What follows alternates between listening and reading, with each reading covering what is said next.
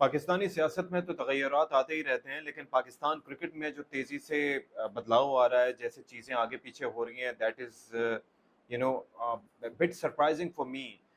मोहसिन नकवी साहब एक जानिब केयर टेकर वज़ीर आला रहे, फिर उसके बाद वज़ीर दाखिला बन गए। किसी सियासी जमात का हिस्सा ना होने के बावजूद ही owns a TV channel, a network of TV channels, but सियासत में किस सियासी जमात से उनकी अलायंस है, ये समझ में नहीं आती, लेकिन बहरहाल ही इज़ स्टिल रिलेटिव। अब ये है कि अंदाज़ा कीजिए कि दौरा ऑस्ट्रेलिया के लिए, दौरा ज़िम्बाब्वे के लिए टीम के ऐलान कर दिया गया है। रिजवान को ओडीआई की कैप्टनसी दे दी गई है। It is all fair and good. Babar Azam की टीम में वापसी हुई है। शाहीन शाह अफरीदी वापस आए हैं। नसीम शाह वापस आए हैं। सेंट्रल कॉन्ट्रैक्ट में हमने कुछ चेंजेस देखे। शाहीन शाह अफरीदी को डिमोट कर दिया गया है बी कैटेगरी में। फिर शान मसूद के साथ जो जुल्म किया गया वो अपनी जगह है कि सब्जेक्ट टू कैप्टनसी है उनकी बी कैटेगरी। मतलब अभी उसने आपको सीरीज जितवाई है और उसके बाद this is how you are behaving with him, तो दैट्स क्वाइट रूड।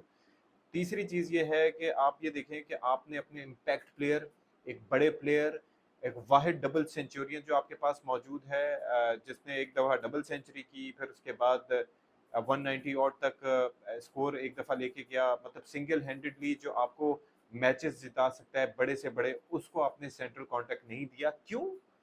क्योंकि उसने आपकी अना को ठेस पहुंचाई और उसने बाबर आजम के हक में, एक फेलो क्रिकेटर के हक में, जिसको वो समझता था कि उसको टीम में होना चाहिए था, एक कंपैरिजन पेश किया। ठीक है, आप उसको बुला के डांट सकते थे, एजुकेट कर सकते थे, लेकिन आपने एक इम्पैक्ट प्लेयर को सेंट्रल कॉन्ट्रैक्ट में नहीं दिया और टीम से भी ड्रॉप कर दिया। उसके जरा 2023-24 के स्टैट्स तो निकाल के देखें ना कि उसके स्टैट्स क्या हैं। ओडीआई की बात करें तो उसकी सेंचुरीज भी हैं, उसकी 50s भी हैं। Yes, he hasn't been consistent, लेकिन उसका 50 की एवरेज कर रहा है वो अभी भी। आपके बेहतरीन प्लेयर से भी ज़्यादा बेहतरीन है वो, और किसी एक मैच में भी वो सिंगल हैंडेडली मैच का पांसा पलट सकता है, ये उसकी कैपेसिटी। और कौन सा डबल सेंचुरी नहीं आपके पास भाई? कौन सा प्लेयर है जिसने डबल सेंचुरी स्कोर की हो? मुझे बता दीजिए ना, कौन सा ऐसा प्लेयर है जो इतना कंसिस्टेंट है? आपके पास प्लेयर हैं जो अपने स्टैट्स के लिए खेलते हैं, जो अपने रन्स के लिए खेलते हैं, जो प्रेडिक्टेबल होते हैं। He is the only one right now in the squad, in the team, in the mix, जो कि आपको जितवा सकता है। लेकिन बहरहाल उस बेचारे के साथ अलग जुल्म आपने किया। फिर अभी ये गैरी क्रिस्टन साहब का मामला, आप ये सोचिए कि गैरी क्रिस्टन रिजाइन कर चुके हैं, तो ऑस्ट्रेलिया में जो सीरीज होने जा रही है, he won't be a part of that squad. अप्रैल 2024 में इनकी इंडक्शन हुई थी। 6 महीने बमुश्किल गुजरे होंगे, और गालिबन मेरे ख्याल में कोई एक भी मैच ऐसा नहीं हुआ होगा ओडीआई का जिसमें उन्होंने टीम पाकिस्तान को कोच किया हो, या गुज़िश्ता 3-4 महीनों में तो मैंने ऐसा नहीं देखा।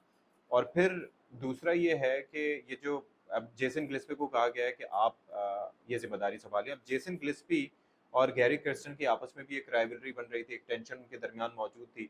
लेकिन अभी जो रोल पूरा का पूरा सिलेक्शन कमेटी को दे दिया गया, all the credit goes to Aqib Javed, Aleem Dar साहब, अज़हर अली साहब, जो सिलेक्शन कमेटी का हिस्सा थे। लेकिन बात ये है कि आपने कोच और हेड कोच को बिल्कुल इर्रेलेवेंट कर दिया। जेसन गिस्पी ने ये भी कहा कि this is not the role I signed up for. और अब मैं क्या उसने टर्म यूज़ की है कि मैच डे एनालिस्ट के तौर पर अपनी जिम्मेदारियां निभा रहा हूँ। तो आप ये अंदाज़ा कर सकते हैं कि रिफ्ट इतनी पहुंच गई थी कि गैरी क्रिस्टन को, जो कि दुनिया के बेहतरीन कोचेज़ में से एक हैं, जिन्होंने इंडिया को 28 साल बाद वर्ल्ड कप में कामयाबी दिलवाने में उनका बड़ा अहम रोल था। और मोहसिन नकवी साहब ने फरमाया था कि उनसे, उनके तजर्बे से इस्तेफादा करते हुए team सीखेगी।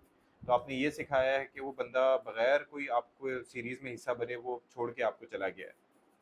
So that's appalling for me. मुझे समझ नहीं आ रहा कि ये क्या चक्कर हो सकता है कि सिलेक्शन कमेटी के होते हुए आपने बाकी सबको फारिग कर दिया है, और वो बेहतरीन कोच था जो आपको मिल सकता था। नॉर्मली इंडिया क्या करता है कि वो बाहर से कोचेस बुलाता है, उसके बाद फिर उनसे सिखाता है अपने लोकल कोचेस को, और फिर वो कोचेस चलाते हैं। हमारे यहाँ पर ये जो सारे लोग हैं, इनके ईगो इश्यूज हैं। वकार यूनुस साहब से लेके जितने भी कोचेस देख लें आप, उनकी एक अलग ही माइंड सेट है। तो मेरे ख्याल में बड़ी डिसअपॉइंटमेंट मुझे हुई कि जिस तरीके से उनको गैरी क्रिस्टन को जाना पड़ा। प्लस ये है कि बाकी तो स्क्वाड अब देखते हैं कि कैसी परफॉर्मेंस रहती है हमारे स्क्वाड की, किस तरीके से हमारे प्लेयर्स परफॉर्म करते हैं। Babar Azam is back, but ये है कि how would he be performing in the side, ये अभी देखना होगा। अब ये है कि आई अंडरस्टैंड कि ये बड़ी सीरीज टफ होगी। रिजवान का बड़ा इम्तिहान है जी। रिजवान किस तरीके से इस सीरीज में, मतलब ये है कि टीम को मुत्तहद होकर लेके चलता है। उसने बात तो की है कि हम आज तक ऑस्ट्रेलिया में नहीं जीते, लेकिन there would be a first, there would be a change. Let's see what happens, किस तरीके से चीज़ें आगे बढ़ती हैं। I am not very optimistic because कोई नए बॉलर्स ऐसे सच नहीं हैं, लेकिन आई एम ग्लैड कि साजिद को टीम का हिस्सा बनाया गया, मतलब सेंट्रल कॉन्ट्रैक्ट दिया गया, नोमान को दिया गया, but there were so many people के जिनको ड्रॉप किया गया, इंक्लूडिंग फ़खर जमान। तो मुझे इस सिलसिले में बड़ी मायूसी हुई है जी, ये नहीं होना चाहिए था। दैट इज़ अनएक्सेप्टेबल कि आप अपने ज़ाती जो अनाद है वो निकालें इस तरह के बड़े प्लेयर्स पे। बड़े प्लेयर्स को ज़ाया नहीं करना चाहिए। That is what I mean.